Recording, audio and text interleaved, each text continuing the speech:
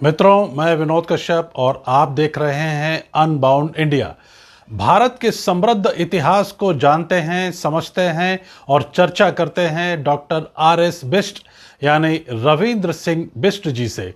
RS. Bisht साहब एक भारतीय पुरातत्वविद हैं जो सिंधु घाटी सभ्यता पर अपनी विद्वता और भारतीय राष्ट्रीय स्मारकों के संरक्षण के प्रयासों के लिए जाने जाते हैं। पुरातत्व के क्षेत्र में उल्लेखनीय योगदान के लिए भारत सरकार ने वर्ष 2013 में पद्मश्री से सम्मानित किया था। गुजरात के कच्छ जिले में धौलावीरा हो या हरियाणा के हिसार जिले का बनावली गांव हो, बिहार का नालंदा हो या संगोल लुधियाना में की गई खुदाई और ऐसी अन्य कई महत्वपूर्ण खोजें आपके खाते में हैं। सन 2019 में डॉक्टर संजय मंजुल और इरविन मंजुल के नेतृत्व में उत्तर प्रदेश के बागपत जिले में सिनौली गांव में पुरातात्विक खुदाई के दौरान हथियार, रथ और बहुत बड़ी संख्या में कब्र मिले थे, जिसने भारत के इतिहास की दिशा ही बदल दी थी। बिष्ट साहब का इस पूरे प्रसंग पर क्या कहना है, आप देखिए। You are watching Unbound India. Sinauli की खुदाई में आर्टिफैक्ट्स किस मायने में खास हैं? हम हड़प्पा संस्कृति के बाद हम जानते थे कि वो नागर सभ्यता या शहरी सभ्यता टूट गई है, एकदम अचानक से टूटी। तो क्या उसके अवशेष नहीं थे? लेकिन बहुत सारे अवशेष पंजाब वगैरह में मिले, पाकिस्तान वाले पंजाब में भी, यहाँ भी और जगह भी, कि नहीं बिल्कुल मतलब वो टूट फूट जरूर गई, वो स्वरूप खत्म हो गया, लेकिन लोग रहते रहे, सभ्यताएं चलते रही। ठीक है, जो मौसम में बदलाव आया तो बहुत सारे इलाके जो बिल्कुल सूखे के चपेट में आ गए थे, जहाँ नदियाँ सूखने लग गई थी, वहाँ से लोग माइग्रेट भी किया, वहाँ से पलायन भी करते रहे लोग। ये सरस्वती के साथ यही हुआ, सरस्वती की निचली धाराओं से पलायन बहुत तेज़ी से हुआ। ये पलायन क्योंकि वो नदी सूखने लगी, बारिश हो नहीं रही है, गर्मी बहुत बढ़ गई है, खेती हो नहीं पा रही है, न जानवरों के लिए चारा, न खेती के लिए कोई साधन, तो लोग पहाड़ों की तरफ या ये अपनी यमुना नदी की तरफ या उसके इस पार आके बसने लगे, और वैसे थोड़ा दक्षिण की तरफ जहाँ कुछ था। यही वहाँ भी हुआ, सिंध में और गुजरात में।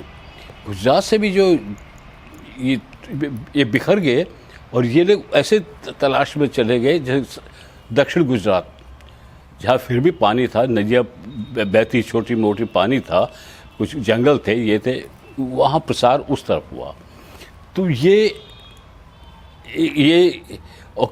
प्रिसाइजली एक कल्चर को हम कहते हैं पेंटेड ग्रेवेयर कल्चर, जो इस इलाके में मिलता था।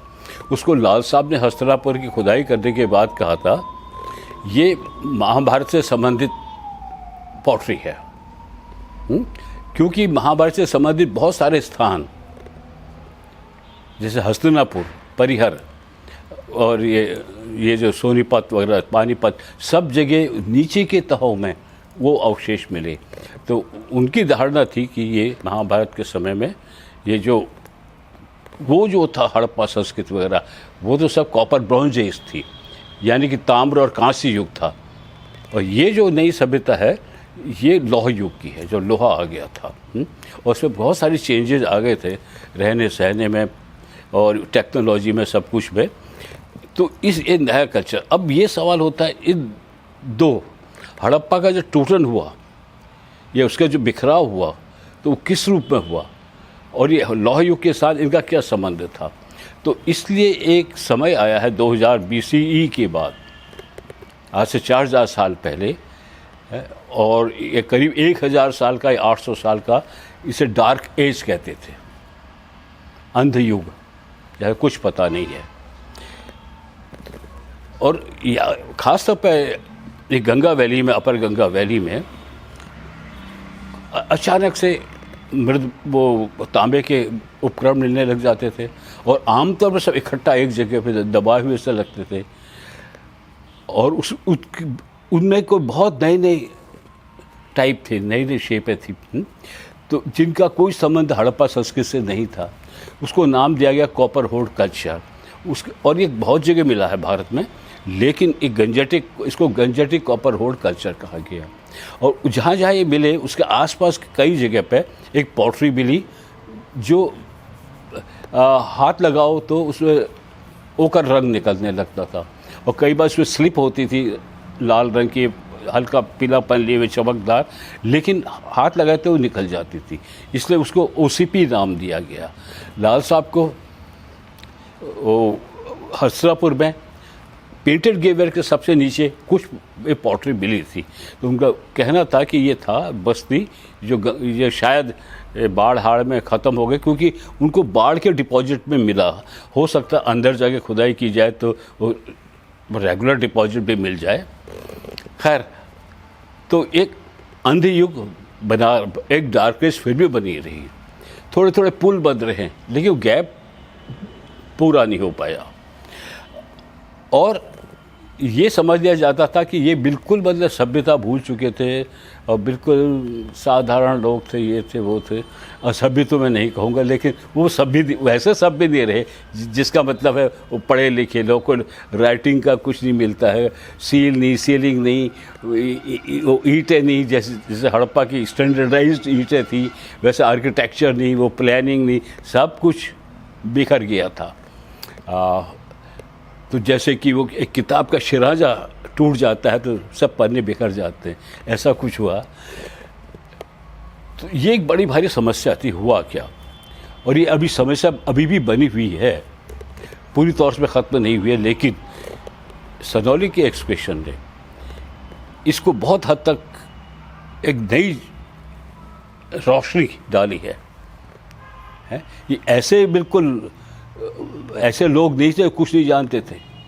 जिस ढंग के अवशेष वहाँ मिले, रथ का मिलना और कॉफिन का मिलना दफनाने के लिए, तलवारों का मिलना, कटारों का मिलना और ढालों का मिलना और बहुत किस्म के जेवरात वगैरह, ये सारी कुछ ये बताते हैं कि मतलब ये टेक्नोलॉजिकली उतने एडवांस नहीं थे जितने हड़प्पन लोग रहे होंगे, लेकिन ये नीरे असभ्य भी नहीं थे। इनका भी एक संस्कृति थी, एक कल्चर था जो उन्होंने बनाया, जिसके बारे में हम बहुत कम जानते हैं। तो ये हमारी कमी है, पुरातत्व की कमी है, पुरातत्ववेत्ताओं की कमी है, वो संस्कृत की कमी तो नहीं है ना। तो हो सकता भविष्य में और भी बहुत कुछ पता लगे। तो अब एक बड़ी उत्सुकता जागृत हो गई है कि इस दिशा में अब काम करना चाहिए। आपको याद होगा एक यहाँ हमारे पुराने मित्र doctor Rakesh Tiwari director general बन के आए, और तो मैंने उनको ये सजेशन दिया था, भाई ये जो है आपका मिडिल गंगा वैली और ये सरस्वती वैली हरियाणा का, इसके बारे में बहुत जानते हैं, लेकिन ये जो अपर गंगा दोआब है या ये जो पश्चिम वाला इलाका है जिसमें गंगा से परे का भी इलाका है, इसके बारे में बहुत कम जानते हैं। ऐसा लगता है जैसे कि वो वैक्यूम था। तो वैक्यूम तो रह नहीं सकता, जब यहाँ भी संस्कृति पनप रही वहाँ भी संस्कृति पनप रही, तो नेचर तो वैक्यूम बिल्कुल नहीं रखना चाहेगी। अब इस पर कुछ तो काम कराइए। खैर आई गई बात होगी, तो वो तब डायरेक्टर जनरल बन गए थे, मैं नहीं था, तो ऊंचे थे, मैं नीचे हो गया। खैर यहाँ कुछ काम नहीं हुआ। पहले काम हुआ, भारतीय पुरातत्व सर्वेक्षण ASI ने काफ़ी कुछ काम किया, लेकिन वो एक्सप्लोरेशन के और थोड़ा बहुत एक्सप्लोरेशन आलमगीरपुर, मोहनजोदड़ो और हुलास वगैरह में खुदाइयाँ हुई, और कुछ अलीगढ़ यूनिवर्सिटी वालों ने भी किया। तो नई नई संस्कृतियाँ तो निकलती रही, लेकिन उनके बारे में विस्तार से नहीं जानते थे। हम ये जानते थे कि आपके यहाँ भी एक टाइम टेबल है, रेलवे टाइम टेबल है। आपको पता है कि ट्रेन ये अम्बाला के बाद आएगी तो सहारनपुर रुकेगी, सहारनपुर से ये जाएगी, फिर ये मुरादाबाद आएगी, बरेली, रामपुर, मुरादाबाद, ये जाएगी। टाइम टेबल आपके पास है, लेकिन विस्तार में न तो अम्बाला के बारे में आपको पता है, और ना आपको सहारनपुर कैसा शहर है, क्या है, उसकी संस्कृति क्या है, न बरेली न कुछ। तो आपके पास टाइम टेबल है, लेकिन वो डिटेल्स नहीं है। तो अब तक जो था एक टाइम टेबल था, वो भी आधा अधूरा टाइम टेबल था। सनौली ने बताया कि हमें इस दिशा में बहुत सीरियसली काम करना चाहिए, क्योंकि ये सनौली की या सिदौली जो भी कहते हैं, ये जो कुछ मिले हैं अवशेष, ये बहुत अद्भुत हैं, बहुत विचारोत्पादक हैं। इन पर काम वो प्रेरित करते हैं कि आप कुछ काम कीजिए। और मैं तो ये कहूँगी कि डॉक्टर संजय मंजुल और उनकी वाइफ अरविंद ने और उनकी टीम ने एक ऐसा चैप्टर खोल के रख दिया है जो अनजान था। तो ये चैप्टर यही तो महदूद नहीं होगा, बहुत फैला होगा, तो वो सब कुछ जानने की और कैसा रहा। ये तो जो आपको मिल रहा है, ये तो कब्रिस्तान है, ये बरियल साइट है, इसकी अपनी लिमिटेशंस होती हैं। तो हमको हैबिटेशन साइट भी तो ढूंढनी चाहिए। तो लोग रह कैसे रहते, कैसे मकानों में रहते, क्या अनाज उगाते थे, क्या खाते थे, कैसे बर्तन इस्तेमाल करते थे, कैसे आभूषण वगैरह थे, कैसे हथियार थे, ये थे वो थे, ये तो तब पता चलेगा विस्तार से, तब पता चलेगा कि जब किसी हैबिटेशन साइट, एक निवास स्थान का पता किया जाए और उसकी काफ़ी व्यापक खुदाई हो, जिसे हॉरिजॉन्टल खुदाई कहते हैं। वर्टिकल खुदाई हमने बहुत कर ली, टाइम टेबल बना लिया है, लेकिन वो हॉरिजॉन्टल लेवल पे हमें बहुत कम पता है। तो उस लिहाज से मैं तो ये कहूँगा कि संजुल मंजुल का काम जो है, ये इस सदी का अब तक का सबसे महत्वपूर्ण काम है। ये बहुत डिस्कवरी ऑफ दिस सेंचुरी। जितना भी इस खुदाई में मिला है, उसने भारत के इतिहास में किन परिभाषाओं को जोड़ा है? हाँ, ये देखिए, आमतौर पर जब हम ये बरियल वगैरह की खुदाई करते, बरियल साइट की, तो हमको उस संस्कृति के बारे में थोड़ा सा अंश पता लगता है कि मृतकों का हमने सम्मान कैसे किया, उनके साथ क्या क्या दफनाया। जैसे इजिप्ट में तो अद्भुत चीज़ें हैं, बहुत बेशकीमती चीज़ें, इसके अंदर बहुत बड़ी ग्रेनाइट पत्थर, जबकि लोहा वगैरह कुछ नहीं था, काट के उसका कॉफिन बनाया, उस कॉफिन के अंदर दूसरा कॉफिन, तीसरा कॉफिन, लकड़ी का कॉफिन है, और सब में पेंटिंग वगैरह बड़ी सुंदर वगैरह, और कितने जेवरात वगैरह, दुनिया भर की चीज़ें, वो मरे के बदन में भी और मरे के आसपास। वो तो खैर वो मसालों से मम्मी बना देते थे, लेकिन मेसोपोटामिया में उर की खुदाई से पता लगा कि वहाँ तो राजा रानी जब मरते थे तो उनके दास दासियों को भी, और उनके वो रथ जो बैल खींचते थे, उनके साथ ही दबा दिया जाता था। रानी का भी पूरा श्रृंगार है और उसकी दासियों का भी पूरा श्रृंगार है। इतना सोना चांदी बर्बाद किया उसने। अब भारत में आप आएंगे, हमने मृतक का सम्मान बहुत किया, मृत्यु का बहुत सम्मान किया, लेकिन हम लोग बहुत मटेरियलिस्ट थे, वह यथार्थवादी भौतिकवादी थे। हमने मौत पे अपनी संपदा वेल्थ को नष्ट नहीं किया।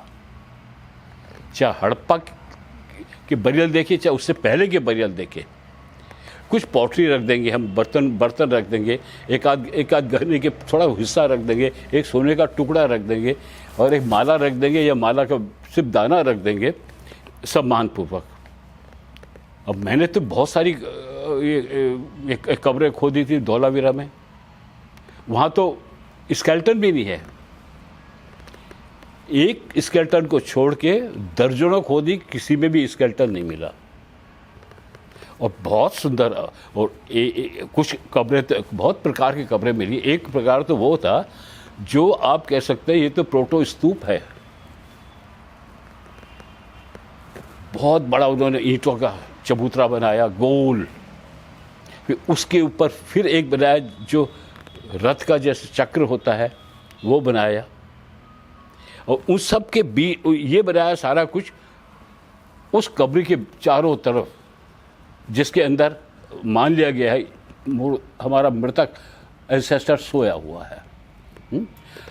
और वहाँ स्केलेटन नहीं है, और उसको जो भेंट दी है, बहुत पॉटरी मिलती है, बहुत कुछ जेवरात के टुकड़े थोड़े थोड़े मिलते, ज़्यादा नहीं।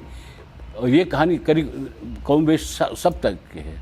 और अब तक जो हमें तब तक पढ़ाया गया था कि ये तो दफनाते थे, शव को उत्तर दक्षिण रखते थे और सर को थोड़ा पूरब की तरह या पश्चिम की तरह झुका देते थे। इसे कहते हम एक्सटेंडेड बरियल, जब पूरे शरीर में सीधा काट दिया जाए। तो ये धारणा धौलावीरा में टूट गई, जो कि 5 महानगरों में एक है, हड़प्पा संस्कृत के। हालांकि सबसे बड़ा, सबसे समृद्ध मोहनजोदड़ो था। उसके बाद आएगा गवेरी वाला, जिसकी खुदाई नहीं हुई है। ये सरस्वती की घाटी में गवेरी वाला, बलूचिस्तान के रेगिस्तान में, जो बलूचिस्तान चोलिस्तान के रेतीली इलाके में, जहाँ से सरस्वती कभी बहती थी, और जब आप पाकिस्तान में है। और उसके बाद बड़े शहरों में था हड़प्पा और राखीगढ़ी, और इन सब में छोटा था धौलावीरा। ये भी महानगर था, लेकिन धौलावीरा। लेकिन इसका महत्व इसलिए बढ़ा कि इसने हमें ऐसे नए नए आयाम सभ्यता को दिए जिसके बारे में पता नहीं था, या ऐसे आयामों को ज़्यादा मजबूती से प्रकाश डाला जिनको हम आधा अधूरा समझते थे। चाहे नगर आयोजन हो, और ये मृतकों को संस्कार करने की वो हो, बिल्कुल एक कल्चर में रहते हुए दूसरी परंपरा है, कहीं दूसरी परंपरा, यहाँ दूसरी परंपरा है। तो यानी कि ये कॉम्प्लिकेटेड सोसाइटी थी, कॉम्प्लेक्स सोसाइटी थी। कुछ मान्यताएं इनकी थी कि मकान ऐसे बनेंगे, ये ओरिएंटेशन होगा, ये ईंटों का साइज होगा, और सड़कों का पूरी व्यवस्था होगी, सैनिटेशन की पूरी व्यवस्था होगी, ऐसे मिट्टी के बर्तन बनेंगे, ऐसे धातु के बर्तन बनेंगे, ऐसे जेवर बनेंगे। स्टैंडर्डाइजेशन भयंकर, जो 500 से 600 साल तक हड़प्पा ने जो का त्यों मेंटेन रखा। लेकिन फिर भी हर एक एक्सपोजिशन साइट अपने आप में मुख्तलिफ है। लेकिन यहाँ जो कॉफिन मिला है काफ़ी सुंदर है, और वो इसलिए बचा रह गया कि लकड़ी का कॉफिन है। लकड़ी के ऊपर तांबे की प्लेट लगा दी, जिस प्लेटों में इम्बॉस किए हुए पैटर्न्स हैं, और पहिए हैं, पहिए में कॉपर के टुकड़े लगा दिए, जड़ दिए हैं उन्होंने उस लकड़ी में। लकड़ी गल गई, लेकिन वो चीज़ जो कि तो रह गई है, उसको निकालना, क्योंकि वो ऐसी चीज़ है, जरा सी आपका चाकू इधर वहाँ सब बिखर जाएगा सब, जैसे माला टूटती है सब बिखर जाता है। लेकिन ये संजय की टीम ने, 2 लोग बहुत अच्छे थे वहाँ, बेचारे टेक्निकल असिस्टेंट ही थे, एडिशनल आर्कियोलॉजिस्ट। बड़ी मेहनत से मैंने देखा, भयंकर ठंड में, बारिश में, तूफ़ान में। उस साल बहुत ख़राब तूफ़ान आते थे, टेंट भी उड़ जाते थे उनके, और भयंकर गर्मी भी पड़ी थी। हर मौसम में रह के उन्होंने इतनी चीज़ों को निकाला। तो एक तो महत्व की बात है, हमें पता था रथ हैं, कुछ कॉपर के उसमें मिले हैं, और कुछ पेंटिंग में भी मिले हैं रथों का जिक्र जैसे। लेकिन एक समूचा, एक सामने आपको जो देखने का आनंद होता है, या अद्भुत जो आपकी उत्सुकता को बहुत बढ़ा देता है, वो नई चीज़ थी, आपके सामने साक्षात है एक कॉफिन भी और रथ भी। और अब अच्छा, ये पहचान लेना भी संजय की महारत है कि ये शील्ड है। तलवारें तो हैं, वो है ही, कटार हैं तो है ही, लेकिन शील्ड को भी पहचान लेना, जब उससे पता लग गया कि चीज़ों को ये ज़्यादा ड्यूरेबल मटेरियल से इस ढंग से करते हैं। शील्ड में भी उन्हें कॉपर का खूब इस्तेमाल किया, या कई बार स्टेटाइट का इस्तेमाल किया, कभी और चीज़ों का, जो समय के साथ बिल्कुल नष्ट नहीं होती। और होंगी भी तो कॉपर, फिर भी वो अपना पूरी छाप छोड़ जाएगा। अब केमिकल ट्रीटमेंट के उसे और साफ निकाल सकते हैं। तो ये जो है सामने, जिनके बारे में आपको था ऐसा रहा होगा, लेकिन पता नहीं था, वो सामने साक्षात देख रहे हैं आप। तो ये तो बहुत बहुत ही आनंददायक अनुभव था। सर, इसका टाइम पीरियड क्या रहा होगा? कौन लोग रहे होंगे? स्केलेटल और बरियल ग्राउंड किस ओर इशारा कर रहे हैं? सनौली को कोई लेट रप्पन कहता है, कोई बाड़ा कल्चर कहता है, कोई इसे ओसीपी कल्चर कहता है, और कोई फिर कॉपर होल्ड आ जाता है बीच में उसका कुछ। तो मेरा जो असेसमेंट है, जो मैंने वहाँ भी कहा, मैं क्या 2000-1800 के बीच का है जो आपको दिख रहा है ऊपर। और इसका जो टाइम पीरियड है कि 3 स्तर है, यहाँ दफना शुरू किया, फिर यहाँ दफना, फिर यहाँ।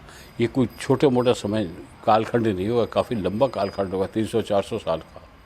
300 साल तो कम से कम होगा। तो अब ये समझ लीजिए कि वो 2000 लगभग 2000 से लेके या 1900 से लेके 1800 से लेके 300 साल तक आप जोड़ लीजिए, वहाँ तक है वो। तो मैं तो उसको बाड़ा कल्चर कहना ज़्यादा अच्छा समझता हूँ कि बाड़ा कल्चर का भी एक अपना इतिहास है, उसकी विकास, उसकी अपनी विकास की प्रक्रिया है, जो मुझे अपनी खुदाई में संघोल में दिखाई दी पंजाब में। वो उसका फेस देखा जब वो हड़प्पा संस्कृति का जो अंतिम चरण था उसके साथ वो था। और फिर एक चरण आया जो हड़प्पा संस्कृति खत्म हो जाती है, वो बनी रहती है सभ्यता। और फिर उसके और रूप दिखाई दिए जो चंडीगढ़ की खुदाई में इधर उधर वो एकदम रूप बदलते गए भगवानपुरा वगैरह में उसके। तो जो बड़ी सुंदर मैच्योर जो बाड़ा कल्चर है, जो रूप उसका रोपड़ में या वहाँ मिलता है, पंजाब के लुधियाना डिस्ट्रिक्ट में, फतेहगढ़ डिस्ट्रिक्ट में या चंडीगढ़ के आसपास, और चंडीगढ़ में खुद वो बाद में मिलता है, उसमें वो चमक धमक कम होती चली जाती है। तो वो बिल्कुल प्लेन पॉटरी है बहुत कुछ यहाँ की। और इसमें जबकि बाड़ा के लोग का बहुत शौक था खूब अपने पॉट को खूब सुंदर स्लिप लगा के पेंटिंग बना के सजा के रखने का। ये बड़ा predilection for painting, for decorating pottery, वो धीरे धीरे कम होते गया। और यहाँ अब आते आते वो नदारती हो गया, सनौली में आते हुए। तो ये सब ये बदलते हुए बाद के चरण हैं। तो ये मेरा इस समय में मैं रखता हूँ कालखंड में। सर, बहुत से मिथक टूट गए हैं इस खुदाई से, जैसे आर्यन इन्वेशन थ्योरी। क्या कहेंगे इस पर आप? देखिए, कौन लोग, अब इसका प्रश्न है कि ये आर्य थे कि आर्य नहीं थे, यही है आपके दिमाग में? नहीं, मैं तो आगे कौन लोग, तो कौन लोग का ये है। अगर हम सोसाइटी के पर्सपेक्टिव से देखें, और जो ऐसा कहा जा रहा है कि वॉरियर्स हो गए, हाँ, ये मैं कह सकता हूँ, जो सनौली में जिस ढंग से समाधियाँ मिल रही हैं, ये जरूर ये वॉरियर रेस है, लड़ने भिड़ने वाली। और सब जगह ऐसी मिली जरूरी भी नहीं है, आम किसानों को भी तो मिल सकती है वहाँ।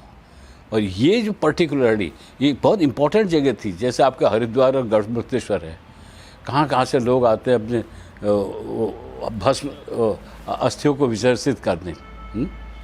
जो संस्कार नहीं कर सकते तो कम से कम वो ले आते हैं। ये ऐसी कोई बहुत स्पेशल जगह हो गई थी। ये जरे कहाँ से लाते थे, कोई एक जगह से लाते थे, 5-10 जगह से लाते थे, यहाँ दफनाया गया था इनको। ये पवित्र स्थान जैसा हो गया होगा शायद। कौन से लोग थे, इसमें एक प्रश्न बार बार लोगों के दिमाग पर रहता है कि आर्य बाहर से आए, वो 15वीं शताब्दी के आसपास आए या 12वीं शताब्दी के ईसा पूर्व आए, और यहाँ सब भी लोग रहते थे, उनके पूर्वों को नष्ट कर डाला, ख़त्म कर डाला, ये था। अब इसको लोग नहीं मानते, क्योंकि पुरातात्विक दृष्टि से कोई ऐसे अवशेष हमें नहीं कहीं प्राप्त हुए हैं। पंजाब में, उसमें बलूचिस्तान, अफ़गानिस्तान, ये सारा इलाका आता है कि आपको लगे कि बाहर से हमला हो रहा है और वो सब ख़त्म कर रहे हैं, ये 7 नदियों के बीच के भाग को, सब है ना। ये उन्हीं लोगों से वही लोग, अगर ये बाहर से नहीं आए हैं, ये पक्का हो गया है। अगर कोई बाहर से आए हैं तो या तो वो 7वीं और 8वीं शताब्दी, सहस्राब्दी पहले आए, जिनके प्रमाण महरगढ़ वगैरह बलूचिस्तान वगैरह में मिल रहे हैं, या वो 4500 BC के आसपास आए, जब एक नया एंथ्रोपोलॉजिकल एलिमेंट आ जाता है। उसके बाद जो एंथ्रोपोलॉजिकल रिकॉर्ड में जो एलिमेंट है, जो एट्रीब्यूट्स हैं, वो बिल्कुल बदलते नहीं हैं। हड़प्पा में जो कंकाल मिले हैं वो उनसे जुड़ते हैं सारे। तो सब उनसे जुड़ते हैं। और उसके बाद तक भी 8वीं शताब्दी तक जिन्होंने काम किया है एंथ्रोपोलॉजिस्ट ने, उनका कहना है कि हमारे एंथ्रोपोलॉजिकल रिकॉर्ड में एक तो 4500 ईसा पूर्व एक नए एलिमेंट आया, और फिर 800 ईसा पूर्व के बाद आया। तो 800 ईसा पूर्व इतने देर तो आर्यों का आना कोई भी नहीं मानेगा। अगर वो आर्य आए कभी, मान ले बाहर से, या तो 4500 ईसा पूर्व आए, या वो शुरू से ही यहीं रह रहे थे 7000 ईसा पूर्व से पहले ही। कोई ऐसा जगह सेंट्रल एशिया में, ईरान वगैरह में कहीं नहीं है जहाँ से ये कहें कि ये कल्चर माइग्रेट धीरे धीरे यूँ हो रहा है। वो सब अपनी डिस्टिंक्ट पर्सनैलिटी है सबकी। हड़प्पा, ये जो इंडस रीजन है, इसकी सारे कल्चर जो ये आपका 8-9 हज़ार साल के दौरान डेवलप हुए, सबके अपनी डिस्टिंक्ट पर्सनैलिटी है, और जो इस ज़मीन के ही हैं, ज़मीन से जुड़े हुए हैं। और फॉरेन एलिमेंट इक्का दुक्का तो आएगा, है ना, तो वो तो आएंगे ही। हमारे वहाँ जाएंगे, उनके यहाँ आएंगे, क्योंकि सभ्यताएं एक क्लोज इन्वायरमेंट तो नहीं डेवलप होती हैं, आना जाना लगा रहता है। हड़प्पा कल्चर वाले तो मेसोपोटामिया तक जाते थे, बहरीन जाते थे, ओमान, यूएई, सेंट्रल एशिया। और सेंट्रल एशिया तो वहाँ तो ये हिंदू कुश के पार बदख्शा में कोकचा नदी के किनारे इनका एक शहर मिला है हड़प्पा वालों का। क्यों वहाँ गए? बहुत ज़्यादा विस्तार नहीं हुआ। क्यों गए?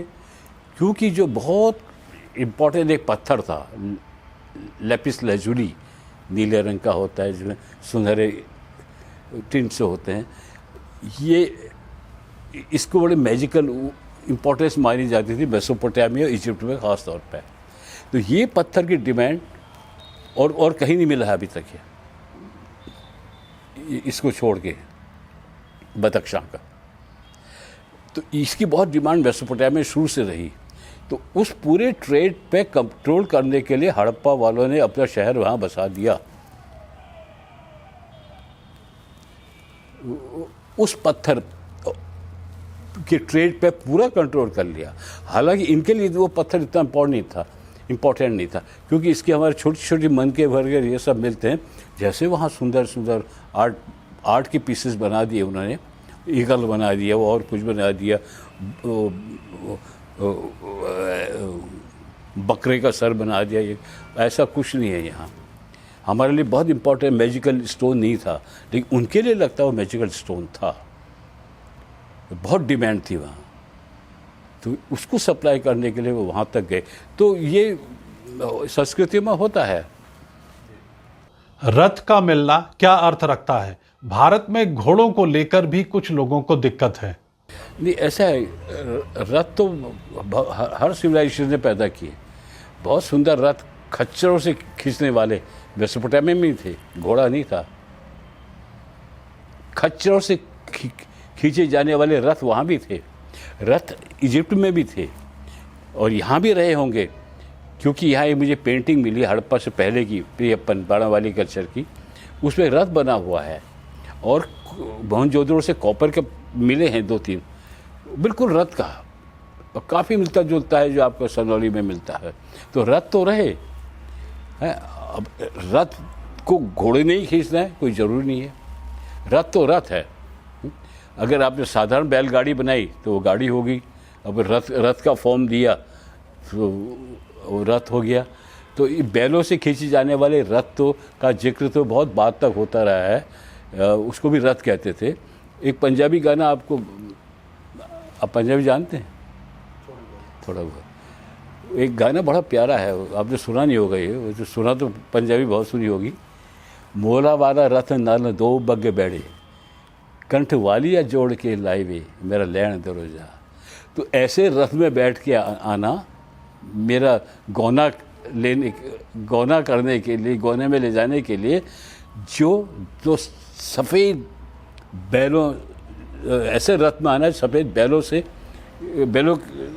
जुड़ा हुआ हो और मोर के आकार का बना हुआ हो। मोर कैसा, मोरा वाला रथ नालो दो बग्गे बैठे, कंठ वालिया जोड़ के लाई वे मेरा लैन दरोजा। तो ये तो हाल ही तक चलता रहता, पंजाबी का गाना है। तो ये जरूरी नहीं है कि रथ को घोड़ा ही खींचे, रथ तो एक फॉर्म है ना। तो उसे घोड़ा खींचे, बैल खींचे, भैंसा खींचे, क्या फ़र्क पड़ता है? बेस साहब, इतिहास को सुधारने का, नए सिरे से इतिहास लिखने का क्या ये सही समय है? नहीं, अगर आपको रीराइट करना है तो जो नए चैप्टर आर्कियोलॉजी ने जोड़े हैं, और इसके आर्कियोलॉजी तो अकेले आप में कुछ नहीं है, इसमें एंथ्रोपोलॉजी का काम भी होता है, इसमें ज़ूलॉजी का होता है, बॉटनी का होता है, ये सब कुछ मिलके सब, तभी तो आप इंटरप्रेट कर सकते हैं। जो आप खोदने में जो है, अकेला आर्कियोलॉजिस्ट अकेला कुछ नहीं कर सकता, मेटलर्जिस्ट भी चाहिए है, स्टोन का एक्सपर्ट भी चाहिए। तो ये तो एक बड़ा मल्टीपल साइंस और मल्टीपल सब्जेक्ट्स की मदद लेनी पड़ती पुरातत्व को एक्सप्लेन करने के लिए, जो आपको खुदाई में मिला है या वैसे मिला है उसको जानने के लिए, है ना। तो हर कोई नया कल्चर जब निकलता है तो आपके इतिहास में नया चैप्टर जोड़ता है। अब रीराइट कहेंगे उसको, अब रीराइट करने वाले संशोधन की बात करें, ठीक है, अब संशोधन करिए, अब कहिए आर्य बाहर से नहीं आते थे, यहीं के थे, कहाँ है प्रमाण आने के? आर्कियोलॉजिकली उस पुष्ट होना चाहिए ना वो विचार, वो तो होता नहीं। अब ये समझिए आर्य यहीं के थे और जिनसे लड़ाई करते वो भी यहीं के थे, ये दो भाइयों की लड़ाई थी। अभी भारत के इतिहास को और कितना खोजा जाना बाकी है? क्या है, सब नहीं कुछ लाला और गुल में नुमायाँ होगी, सब नहीं कुछ लाला और गुल में नुमायाँ हो गई, खाक में क्या सूरतें होंगी जो पिना हो गई। जो खाक में दबी पड़ी हैं कितनी सूरतें हैं कौन जानता, पिना है, अभी दिखाई नहीं देती है, अदृश्य है। सर, आपका बहुत बहुत धन्यवाद, आपने अनबाउंड इंडिया को समय देकर हमको इस पूरे इतिहास के बारे में नई जानकारी दी। बहुत बहुत धन्यवाद सर आपका। मित्रों, आपको ये स्टोरी कैसी लगी आप हमको कमेंट करके ये बता सकते हैं। इस स्टोरी को बहुत ज़्यादा लोगों के बीच में आप शेयर करें और मेरे चैनल को सब्सक्राइब भी करें। अगली किसी स्टोरी में अगली किसी ऐसे ही व्यक्ति विशेष के साथ फिर मुलाकात होगी और देखेंगे भारत को मेरी नज़र से।